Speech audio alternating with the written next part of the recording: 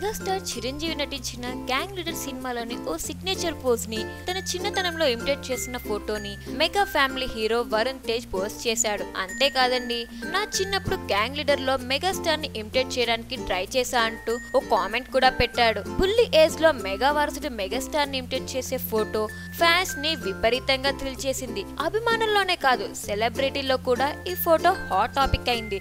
ఇక యంగ్ హీరోలైతే వరుణ్ తేజ్ గురించి మాట్లాడుకునేందుకు ఇదో సబ్జెక్ట్ గా మారిపోయింది. ఇప్పుడు అక్కినేని హీరో అఖిల్ కూడా ఈ ఫోటోపై కామెంట్ చేశాడు.